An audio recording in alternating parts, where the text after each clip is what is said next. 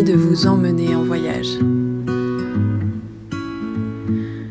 Dans les profondeurs de votre puissance, car être sur Terre aujourd'hui est un cadeau. C'est une main qui se tend pour réintégrer votre divinité, pour connecter à votre vérité. Tous les miracles sont à notre portée aujourd'hui. La croissance et la conscience sont accessibles maintenant. Shift You, c'est un espace pour les visionnaires qui relie évolution et nature. Merci de votre écoute. Salut Anjali, bienvenue pour cet épisode de podcast ensemble. Salut Armelle, merci beaucoup de me recevoir. Avec grand plaisir, ça fait un moment qu'on se retrouve, qu'on se suit sur les différents réseaux, les différentes plateformes.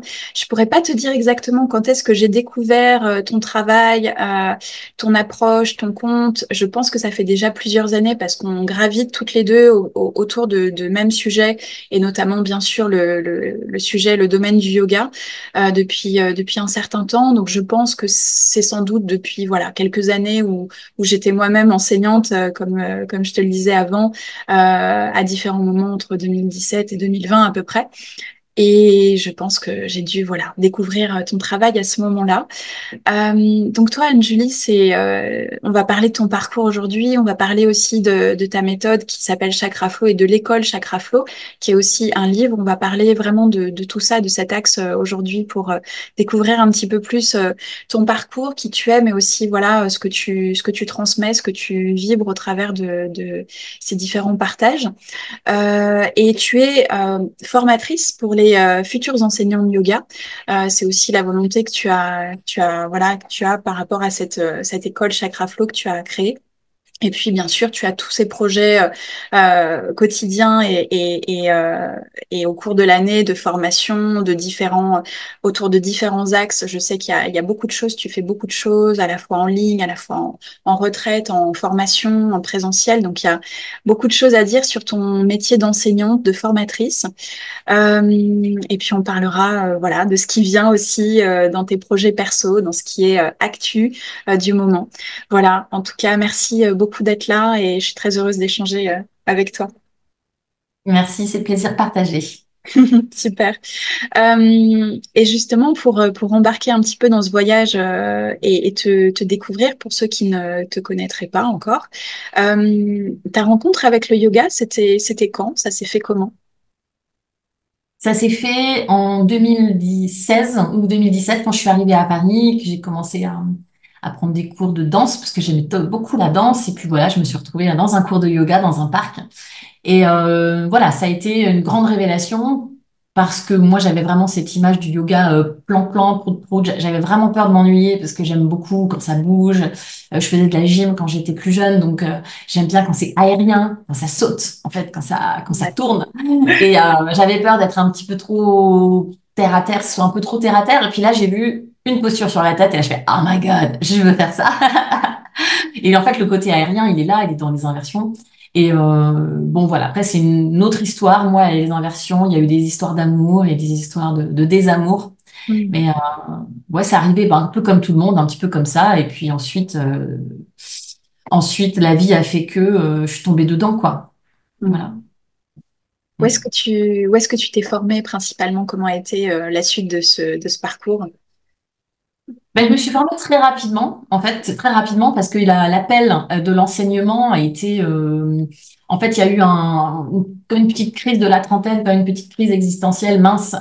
J'aurais voulu être une artiste, Mm. et puis en fait, j'étais dans la com, voilà, j'avais monté une agence de com avec une associée à l'époque, et je me suis dit, mince, j'aurais tellement, j'ai un peu raté quelque chose, quoi. La danse, la musique, je faisais de la musique. Moi, j'étais chanteuse dans un groupe de métal pendant des années. Je faisais de la petite scène, quoi, de la scène métal, quoi. C'est un monde, en fait, encore dans un autre monde.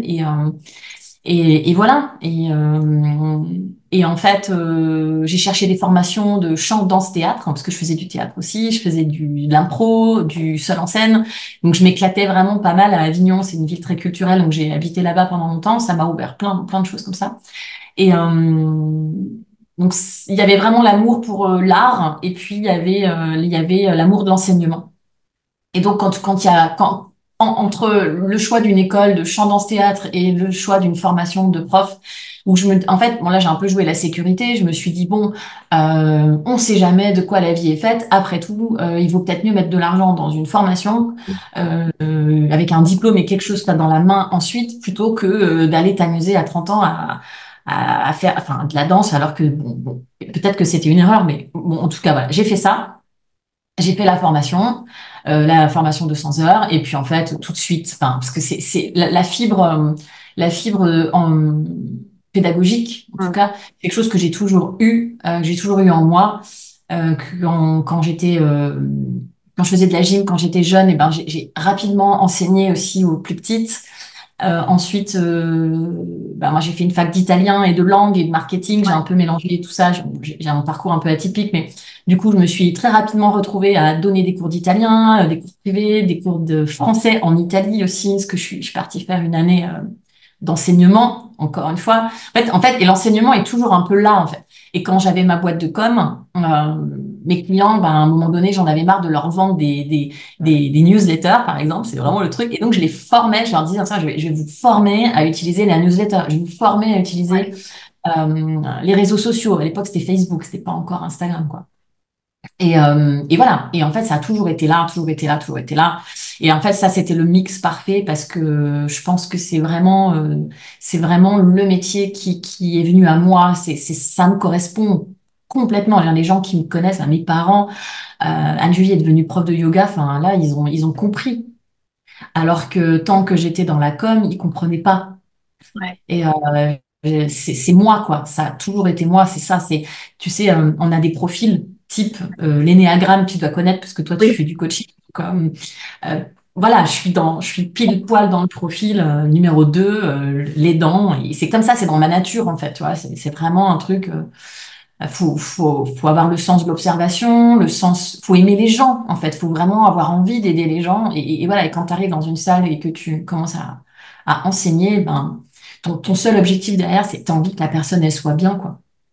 Et je trouve que, voilà, et il y a beaucoup de profs aujourd'hui, et je pense dans le yoga, il y a un filtre qui est en train de se faire petit à petit sur les personnes qui sont vraiment dans la vocation, et puis celles qui ont un peu celles qui ont des parcours, les personnes qui ont des parcours, on se retrouve prof, mais à la base, ça vient pas forcément d'une fibre pédagogique, ça vient plus d'une envie, d'un amour pour le yoga. Et ça suffit pas, selon moi. Ouais, c'est super intéressant ce que tu dis et j'adore découvrir ton parcours parce que c'est génial de voir qu'en fait, je pense comme beaucoup, tu vois, on a pris parfois des routes qui étaient peut-être un petit peu conditionnées, un petit peu rigides à certains niveaux. On a suivi peut-être, tu vois, cette société qui nous embarquait dans des métiers qui, d'apparence, devaient avoir un sens, devaient avoir quelque chose de, voilà, c'est tangible, on fait marcher, tu vois, cette société et on travaille, quoi. On travaille dur pour tout un tas de choses. C'est intéressant. Toi, tu parles de la com. Moi, c'était le journalisme et j'ai ressenti, je pense, la même chose que toi à ce moment-là. Cette espèce de, voilà, ça me convient plus. Il y a quelque chose qui manque. Il y a cette fluidité qui manque. Tu parles de, voilà, d'art, de création, du fait que tu as toujours été finalement attiré par le chant, par la danse, par le mouvement. Et je pense que c'est aussi ce qui se ressent dans ton enseignement du yoga aujourd'hui. C'est aussi ce qui fait que tu apportes qui tu es dans cet enseignement parce que le yoga aujourd'hui c'est en plein essor depuis plusieurs années, je dirais une grosse décennie sans doute qui a pris vraiment un impact énorme. Donc c'est hyper intéressant de comprendre ton parcours, de voir comment ça s'est fait. Tu en parles un petit peu, mais pourquoi est-ce que tu penses que le yoga est venu vraiment en force ces dernières années? Qu'est-ce qui fait, à ton sens, que les gens se sont tournés vers ça? Alors, j'ai pas réfléchi à cette question. Comment c'est arrivé? Comment ça... bah, une quête de sens, ça c'est sûr.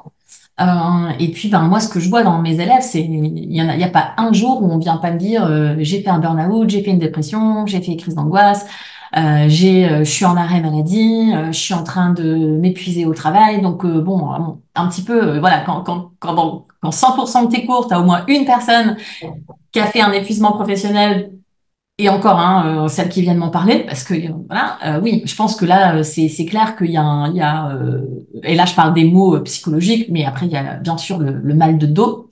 Les problèmes de dos, c'est très récurrent, soit c'est le bas du dos, soit c'est le haut du dos, les tensions qu'on accumule, même dans les mâchoires, le stress, le bruxisme, enfin, c'est vraiment les trucs qu'on voit tout le temps. Euh, et en fait, voilà, on est dans on est dans une société qui déconne grave. Enfin, c'est-à-dire que les gens ne savent plus parler autrement que sur un téléphone, quoi. Et c'est très difficile de. Mm. Enfin, je pense que vraiment la communication, elle nous a fait décommuniquer. On communique plus, quoi. En Ouais. fait, on communique. Enfin, je vois que c'est vraiment difficile de parler aux gens. C'est très difficile. Dans la rue, on n'ose plus dire quelque chose. Enfin, tout est. Voilà, la communication est vraiment difficile. Donc, je sais pas si c'est un lien de cause à effet, tout ça, les écrans, les réseaux, tout ça. Mais ouais, ce qui est sûr, c'est que là, ça devient, en fait, le yoga, ça devient une obligation. C'est ce que je dis souvent. Les gens qui ont fait un burn-out, ou un épuisement, ou une dépression, ou ce que tu veux, ils le savent mieux que personne. C'est les personnes les mieux placées pour te dire, ce n'est pas possible aujourd'hui. Si je ne fais pas 10 minutes de méditation, si je ne fais pas un petit peu de mouvement, si je ne me colle pas un placard chez moi avec une affirmation positive, si je me répète pas dans ma tête aujourd'hui est une bonne journée, ces gens-là qui mangent pas bien ou voilà qui commencent un petit déjeuner sucré, ils savent très bien qu'ils ne vont pas passer une bonne journée. C'est-à-dire que c'est vraiment une discipline. On en parlait avec un ami qui est avocat. Et tellement on est stressé et les écrans nous décuplent le truc. Euh, Si t'as pas ça, aujourd'hui, tu peux pas, tu pètes un câble. Enfin, vraiment. Tu passes une mauvaise journée. C'est pas possible autrement, quoi. Ouais, c'est vrai, tu parles de quête de sens et puis de simplement de retour à soi parce que finalement, le yoga, il y a plusieurs biais aujourd'hui. Je pense qu'il n'y a pas que le yoga, mais ça a été une voie, à mon sens aussi, qui a permis à beaucoup de gens de s'orienter vers quelque chose qui est beaucoup plus accessible peut-être. Tu vois, il y a cette démocratisation, elle a peut-être des choses un petit peu d'aspect négatif parce que bon, il y a beaucoup de choses sur le marché, il se passe beaucoup de choses, il peut y avoir des choses plus ou moins voilà profondes ou pas, mais peu importe, il en faut pour tout le monde. Mais je pense que cette démocratisation, elle a aussi permis aux gens d'y aller beaucoup plus facilement et peut-être de trouver une voie de reconnexion à soi parce que cette société, comme tu dis, elle est voilà, pour moi aussi, hein, elle marche sur la tête. C'est pour ça que je m'en suis extirpée le maximum. Mais Hum. effectivement, je pense que c'était une voie qui a permis à beaucoup de gens de trouver une bouée de sauvetage, en fait. Ah ben, c'est vrai, il y a un côté très accessible et gratuit dans le yoga, hein. La respiration, c'est gratuit. Et c'est la première chose qu'on apprend et c'est la première chose qu'on fait quand on arrive sur son tapis, c'est euh, toujours la respiration. Donc c'est très accessible, effectivement. T'as pas besoin de matériel, donc ça rend la chose accessible. Euh, J'essaye d'être très prudente. Alors ça dépend des générations avec qui que j'ai en face de moi. Et je veux pas faire de généralité parce que effectivement, c'est pas toujours une question de génération. Mais je suis prudente dans le retour à soi, la connexion à soi. Et j'essaye de plus en plus de dire c'est aussi une connexion aux autres, hein. On peut voir les choses de deux manières, hein. Enfin, se reconnecter que à soi, être toujours à je m'écoute, je pense à moi d'abord. Attention, on vit ensemble. On vit ensemble en fait. On n'est pas tout seul sur un trottoir, on n'est pas tout seul dans un café, on est plusieurs. Et donc le yoga, oui, pour la génération de ma maman, par exemple, c'est sûr que c'est quelqu'un à qui ce serait bien de répéter toujours, encore et toujours, pense à toi, pense à toi. Mais la nouvelle vague, j'ai envie de leur dire, pense aux autres. Pense aussi aux autres. Tiens, regarde qui est à côté de toi, parce que on voit pas, les gens ne voient pas ce qu'il y a autour d'eux, en fait, hein, parce que, encore une fois, les écrans nous ont ramenés vers une espèce de regard toujours focus au même endroit. Donc, il y a les deux, il y a les deux. pour moi. Ouais, c'est vrai. C'est hyper intéressant parce que je pense que de toute manière, au travers de cette pratique ou de pratique de conscience de manière générale, parce que le yoga est une pratique de conscience qui nous permet de réaliser en fait ce qui est là et ce qui est là en nous, mais ce qui est là autour. Tu le dis très bien et je pense qu'effectivement, c'est aussi une voie qui nous permet de retrouver plus de compassion, plus d'observation, plus de, oui, comme tu dis, de voir qu'en fait, on ne vit pas seul parce que c'est le propre de la vie sur Terre. On vit en communauté avec d'autres personnes. Alors, c'est parfois des très grandes communautés dans des très grandes villes ou des petites communautés dans des petits endroits plus restreints, mais ça reste communautaire à tout niveau. On est là pour faire cette expérience de soi et de l'autre et de soi à travers l'autre aussi en permanence. Donc, il y a effectivement cette notion qui est importante. Merci de le rappeler. C'est Euh, pas forcément plus facile dans une petite non, ville. non, c'est ce que tu me disais juste avant qu'on se retrouve en direct, effectivement, que oui, tu avais vécu à la fois dans des villes à taille moyenne, on va dire, et puis maintenant à Paris, donc c'est complètement différent en termes de vie quotidienne, quoi. Mais on vit quand même avec les autres, malgré tout. Bien sûr. Ouais, ouais, Ouais. ouais. Et justement, par rapport donc à ton propre parcours en tant qu'enseignante, formatrice, euh, comment est née cette méthode Chakra Flow et l'école Chakra Flow qui aujourd'hui est vraiment le socle de ton enseignement? Alors, ben déjà, la première chose, c'est que je n'ai pas inventé les chakras. D'accord? Donc ça, c'est la... Et en toute humilité, voilà, je n'ai pas inventé voilà, ni les chakras, ni une méthode. Alors, je sais pas si on peut appeler ça une méthode, mais ce qui est sûr, c'est que moi, j'ai appris avec une professeure australienne qui s'appelle Deborah Langley bah, c'est ce qu'on disait tout à l'heure, c'est que il y a une certaine logique dans les chakras. C'est si on prend du premier au dernier, il y a une structure. Donc c'est très, je trouve que ça permet vraiment de mettre les choses dans un ordre et d'avancer, voilà, de manière structurée. Parce que souvent, voilà, on a les réponses à nos questions quand ça va pas dans notre vie, hein, peu importe professionnel, personnel. Ça c'est pas une question que, tiens, j'ai pas la réponse. La réponse, on l'a, mais on sait pas comment la trouver. Donc, les chakras, c'est vraiment une grille de lecture qui permet d'aller se dire, ben, tiens, est-ce que c'est un petit peu là? Est-ce que c'est un petit peu là? Et, ah, puis, tiens, puis s'il y a celui-là qui déconne, il y a ça qui déconne, mais moi, j'en fais pas une vérité. Et j'en fais pas, c'est une manière plus développement personnel qu'une manière véritablement spirituelle. Quoique la développement personnel, c'est aussi de la spiritualité, parce que ça veut dire qu'on cherche à se développer, ça veut dire qu'on cherche à grandir. Donc pour moi, c'est de la spiritualité à partir du moment où on cherche à aller un petit peu plus grand que soi. Donc j'ai beaucoup appris avec Déborah, je me suis beaucoup inspirée de son travail, de Anodea Judith qui a écrit Mm. la Bible des Ouais, chakras, qui est vraiment le livre le plus complet, le plus le livre de technique. référence, ouais, c'est sûr. Voilà, donc parfois même un peu trop technique. Parfois, moi, mes élèves de formation, elles avaient du mal. C'était un peu trop au Mm. début. Donc, l'avantage de mon livre, c'est que c'est un peu plus pratique, c'est moins flou. Enfin, c'est-à-dire que, ou peut-être moins scientifique sur certains aspects, ce qui fait que ça rend la chose beaucoup plus accessible et on peut vraiment s'approprier les concepts. Et voilà, c'est très concret. Je sais pas comment, parce que les chakras, tout de suite, c'est très flou. Ah oui, il y a la Bien couleur sûr. rouge. Oui, ben très bien la couleur rouge, mais enfin, qu'est-ce que ça m'apporte en fait de savoir que chakra racine il est rouge? Moi franchement, ça m'apporte pas grand-chose de savoir ça. Maintenant, ce que ça peut m'apporter, c'est Comment on s'en sert au quotidien, quoi, ouais. voilà, ça m'intéresse peut-être plus aussi au niveau des émotions parce il y a l'aspect de la sécurité. Alors du coup, il y a des gens par exemple qui vont me dire, bah moi, j'ai pas confiance en moi. Bon, bah, ça c'est une croyance probablement, mais s'il n'y a pas de sécurité, il peut pas y avoir de confiance, n'est-ce pas? Donc, on est sur la confiance, on est sur le troisième chakra, la sécurité, on est sur le premier chakra. Donc, c'est intéressant de se dire, ah bah tiens, finalement, en fait, la confiance, c'est une question aussi de sécurité. Donc, en fait, on va aller chercher des réponses en regardant un petit peu ce qu'il y a au-dessus, ce qu'il y a en dessous. Voilà, donc mes cours, ils sont ben, évidemment autour des chakras. En fait, chaque cours, on parcourt tous les chakras. On commence le chakra racine, donc c'est un ancrage, enfin un recentrage. On est dans le moment présent, on arrive dans son corps. Et petit à petit, on va avoir du mouvement. Deuxième chakra, on va avoir du challenge, on va avoir des postures de plus en plus difficiles. Donc c'est hyper important parce que ça crée une discipline, ça crée de la concentration. Et c'est ça aussi que je voulais te dire tout à l'heure.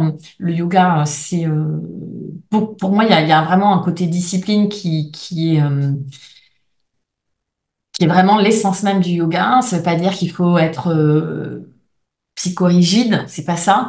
Mais la discipline, c'est quand on fait quelque chose qui vaut la peine, en fait, d'être faite parce que je fais un petit effort sur un instant T, mais ça va m'apporter, sur du long terme quelque chose de bon pour moi. Je prends l'exemple de l'alcool. Ben voilà, pendant 3 jours, 3 jours, c'est pas beaucoup. Pendant 21 jours, je bois pas d'alcool, je fais un petit effort. Donc voilà, oui, il y a des fois, il y a des gens qui me disent, quoi, 21 jours sans alcool, mais comment je vais faire? Je vais même pas essayer. Mais alors là, moi, j'ai envie de dire, c'est chaud quand même. Si tu peux pas essayer 21 jours sans alcool, c'est un peu chaud. Mais c'est un petit effort, mais ça va récompenser vraiment. Et après, on va se rendre compte qu'on n'a pas besoin.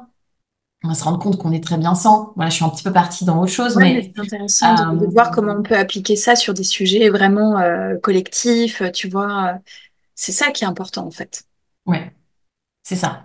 En fait, c'est de pouvoir passer de quelque chose de très flou, très subtil, très même ne serait-ce que la spiritualité, c'est un terme, c'est pas facile à définir en fait. Hein. Le septième chakra, la spiritualité, moi je sais que j'ai mis beaucoup de temps avant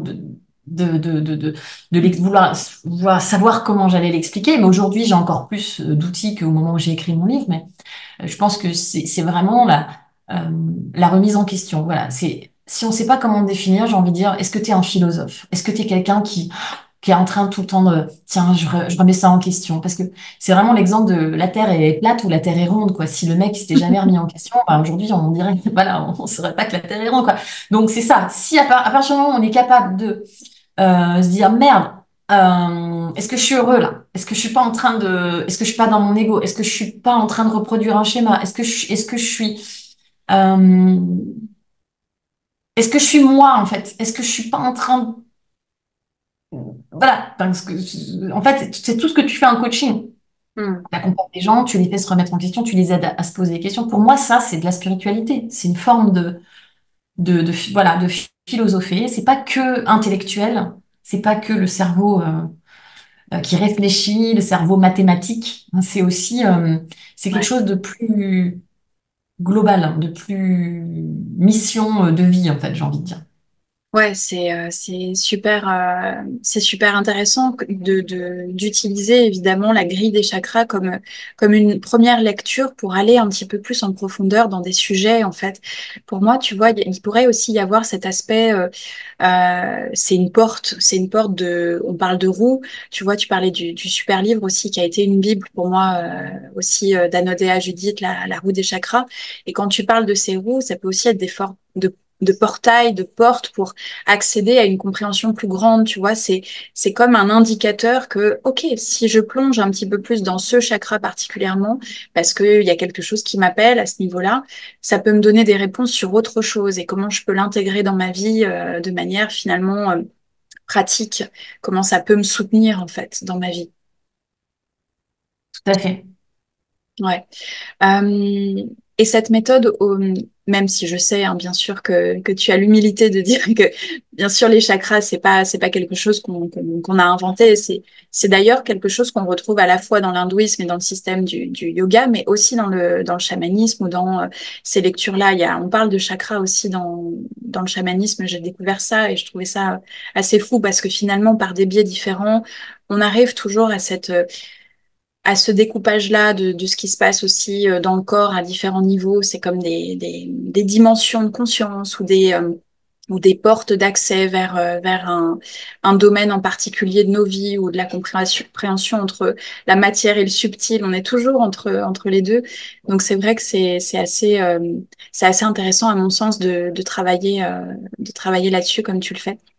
D'ailleurs, en médecine chinoise, on a les Oui, méridiens oui, tout alors il n'y a pas à de fait. chakras, mais il y a aussi des organes qui sont très stratégiques, qui vont influencer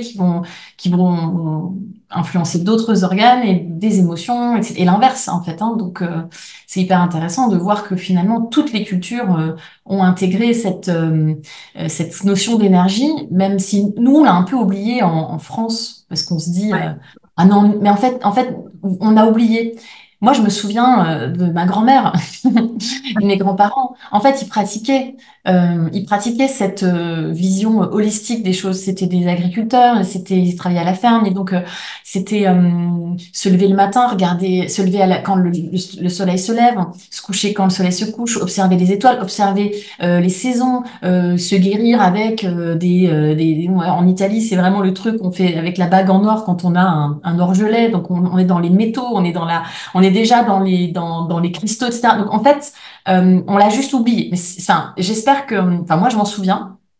J'espère que la nouvelle génération aura aussi des repères comme ça, parce qu'on a aussi en France aujourd'hui, on l'a cette, tu vois, c'est un truc tout bête, mais en naturopathie, en ce moment, on dit beaucoup le printemps, la détox. En fait, on le faisait, tout ça, on le faisait en fait. Ces jeûnes, enfin, bon, je vais pas faire pas faire dans tous les sens, mais Non, en mais bien fait, on a cette vision holistique aussi. On l'a oublié. Faut peut-être revenir un petit peu à ce que nous disaient nos grands-mères. Voilà. ouais, C'est c'est intéressant. vrai que ça peut être une bonne façon de connecter à ces chakras parce qu'on parle principalement de ça et de ton parcours aujourd'hui, mais on aurait pu parler de tout un tas d'autres choses parce qu'il y a Hmm. bien sûr énormément de choses à dire sur le yoga, mais effectivement, je pense que les chakras, oui, nous invitent à retrouver une forme déjà de connexion organique à ce que nous sommes, à notre corps, puis tu sais, de palier en palier, on va dans quelque chose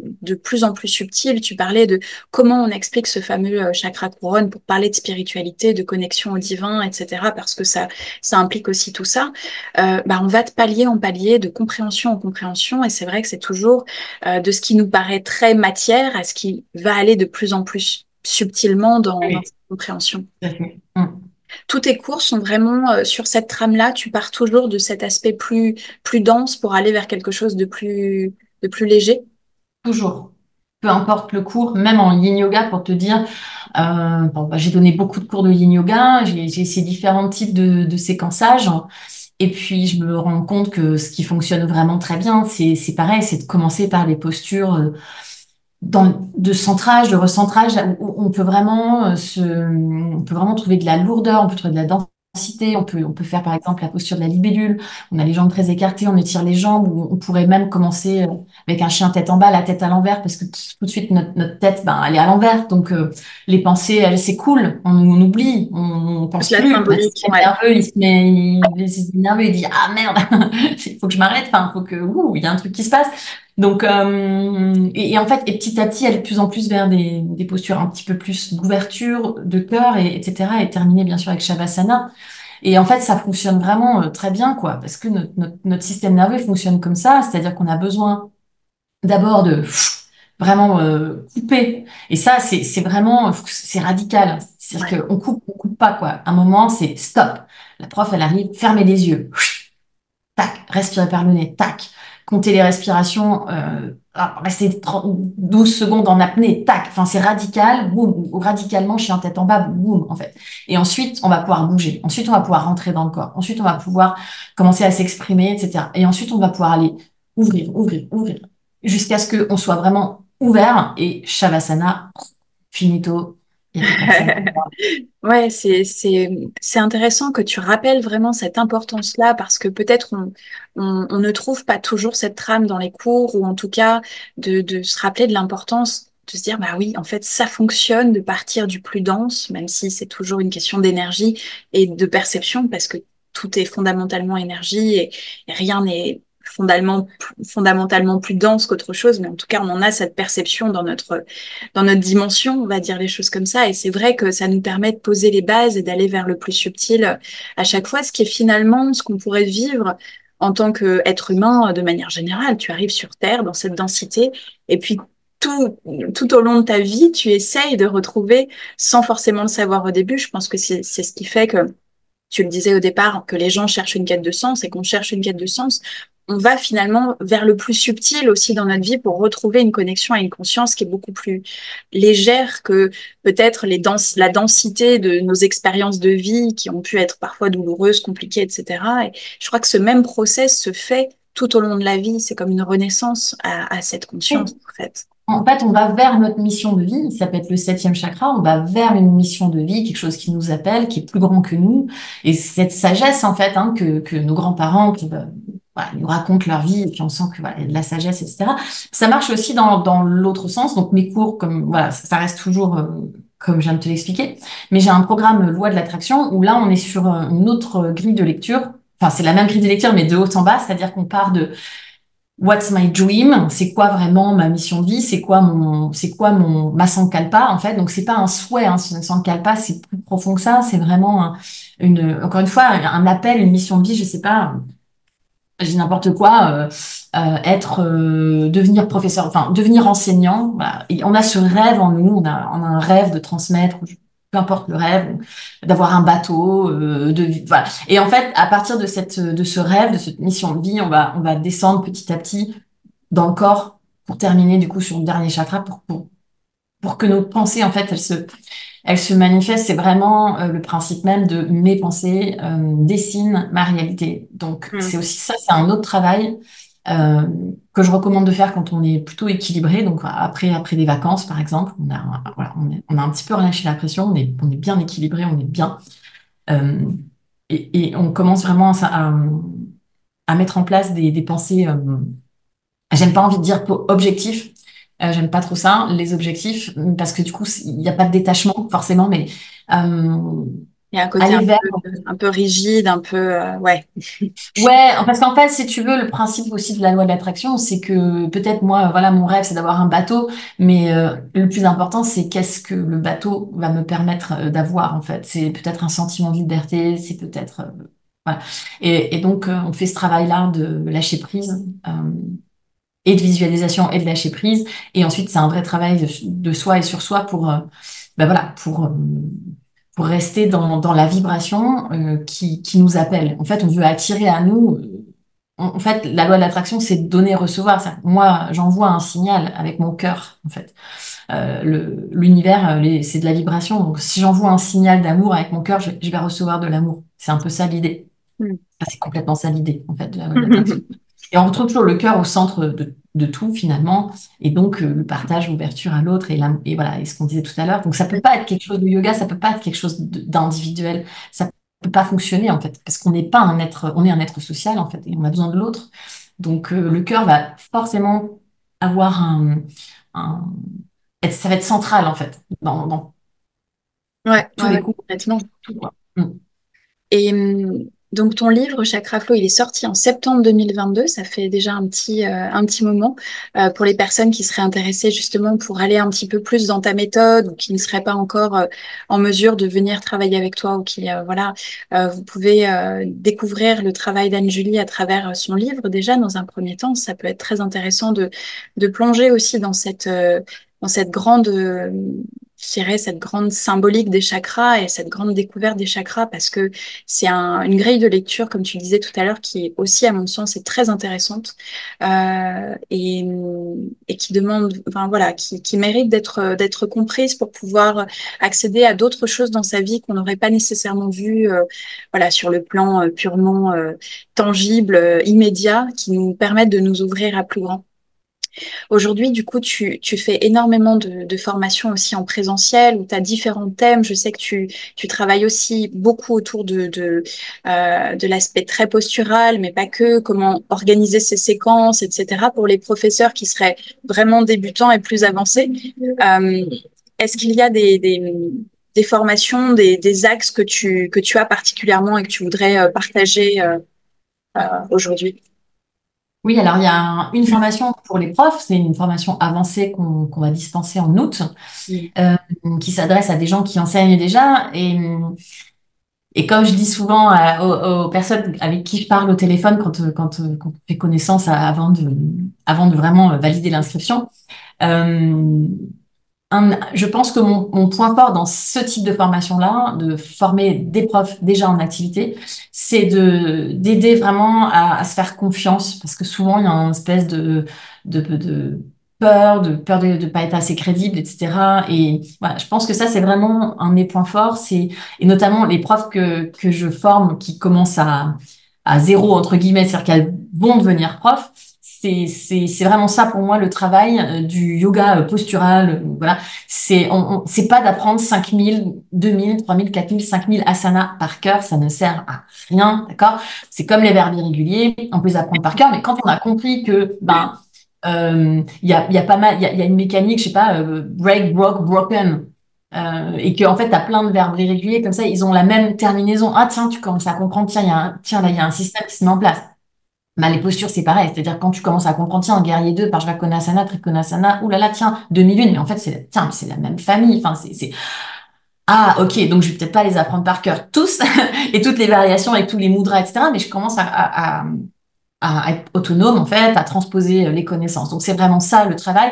Pourquoi? Parce que sinon, en fait, on donne pas confiance aux gens, on leur donne pas les clés, on fait ce qu'on appelle de la conférence, du cours magistral. Et moi, ça m'intéresse pas. Moi, j'ai pas envie de payer 3000 euros une formation pour regarder quelqu'un, montrer qui c'est, montrer qu'il est beau, montrer qu'elle est belle, montrer que machin, moi, je sais faire, regarder, c'est magnifique. Mais moi, j'ai pas payé pour ça. Moi, je veux apprendre, en fait. Donc, c'est vraiment, on est là pour apprendre à apprendre, hein. C'est pas, s'il vous plaît, remettez en question ce que je vous dis. Et il y a rien de tel. Et c'est là où on voit en fait si, et c'est là où mes élèves, je suis contente d'avoir les élèves que j'ai parce que comme moi je fonctionne comme ça, ben j'ai des élèves qui s'intéressent à mes formations et elles ont envie aussi de ça. Et moi, j'ai plus de 70% des personnes que j'ai formées qui enseignent. Et encore, j'ai pas toutes les réponses. J'ai fait un petit sondage WhatsApp. C'est énorme. C'est énorme pour une école. En général, c'est même pas 10%. Tu Ouais. vois. Il y a des formations, ils sont 50 là. Ils sont 50, les profs, ils sont avec un micro sur une scène et tout, ils en forment 50, il y en a une ou deux qui va donner un cours. Moi, c'est plus de 70%.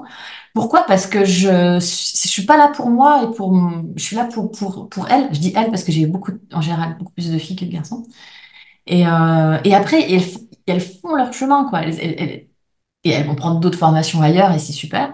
Donc voilà, donc là j'ai un gros enjeu qui est une grosse responsabilité. C'est pour ça que j'appelle l'école de yoga responsable parce que je me sens responsable des personnes que je vais mettre dans des studios parce que du coup après le studio va me faire confiance à mon école, va me faire confiance à moi. Donc moi j'ai envie vraiment voilà, de former des gens qui sont responsables, qui sont dans la sécurité, qui ont fait un vrai travail de remise en question, de déconstruction, qui n'ont pas bu, voilà, tiens, on a dit que la salutation au soleil c'était une pratique ancestrale. Ah bah oui, je te crois, bien sûr. Bah non, en fait non, ne me crois pas, va vérifier, je préfère, voilà. Donc, je travaille avec Marie Coq par exemple pour le module de philosophie, pour remettre un petit peu dans l'ordre ce qui est dogmatique, ce qui ne l'est pas, ce qui est esthétique, ce qui ne l'est pas.